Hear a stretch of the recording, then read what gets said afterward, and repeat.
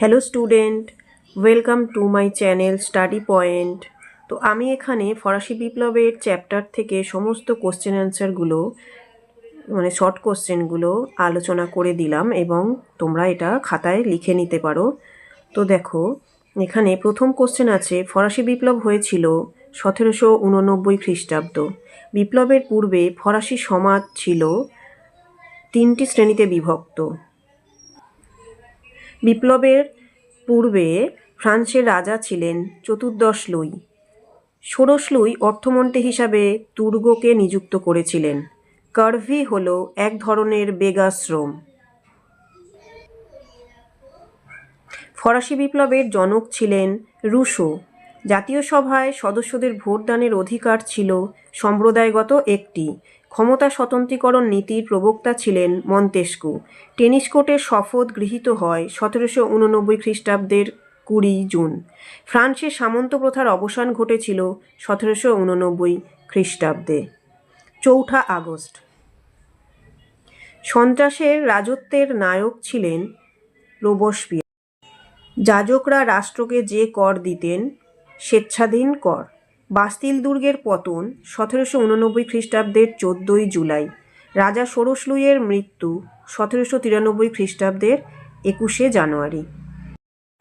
তোমাদের আরও একটু জানিয়ে রাখি যে এখানে কিছু কিছু স্পেলিং মিস্টেক আছে, তোমরা অবশ্যই আমার সাউন্ডের সাথে কথাগুলো বানানগুলো ঠিক করে নিও। তো নেক্সট দেখো, এরপর আসছি অতি সংক্ষেপে উত্তর দাও। ফরাসি সমাজের সুবিধাভোগী শ্রেণী কাদের বলা হতো? প্রথম ও দ্বিতীয় সম্প্রদায়। বিপ্লবের পূর্বে ফ্রান্সে কোন রাজবংশ রাজত্ব করত? বিপ্লবের পূর্বে ফ্রান্সে বুর্বো রাজবংশ রাজত্ব করত। এখানে কিন্তু স্পেলিংটা মিস্টেক আছে, বুর্বো রাজবংশ নেই, পূর্বর হয়ে গেছে, তো তোমরা অবশ্যই এটা ঠিক করে নিও। বিপ্লবের পূর্বে ফ্রান্সে প্রচলিত 2টি করের নাম করো। বিপ্লবের পূর্বে ফ্রান্সে 2টি প্রচলিত কর ছিল, টেইলি ও ক্যাপিটেশন। এখানে তোমরা ডেইলি হয়ে গেছে, টেইলি করে নেবে। নিম্ন যাজকরা কোন সম্প্রদায়ের অন্তর্ভুক্ত ছিল? তৃতীয় সম্প্রদায়। সামাজিক চুক্তি মতবাদ গ্রন্থটি কার লেখা? সামাজিক চুক্তি মতবাদ গ্রন্থটি রুশোর লেখা। কাঁদিদ গ্রন্থের লেখককে? ভলতেয়ার। মন্তেস্কুর লেখা একটি গ্রন্থের নাম করো। The spirit of lodge.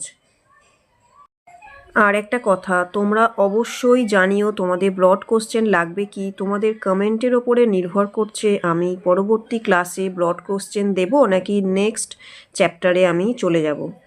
তো বানানগুলো অবশ্যই ঠিক করে নিও। বিপ্লবের পূর্বে ফ্রান্সে 2জন দার্শনিকের নাম করো, রুশো ও মন্তেস্কু। সন্ত্রাসের রাজত্ব কত খ্রিস্টাব্দে প্রবর্তিত হয়?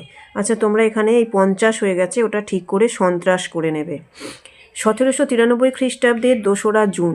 ফরাসি বিপ্লবের মূল আদর্শ কী ছিল? সাম্য, মৈত্রী ও স্বাধীনতা। বিপ্লবের সময় ফ্রান্সের 2টি রাজনৈতিক দলের নাম করো। আচ্ছা, বিপ্লবের সময় ফ্রান্সের 2টি রাজনৈতিক দলের নাম হলো জিরোন্ডিন এবং জেকোবিন।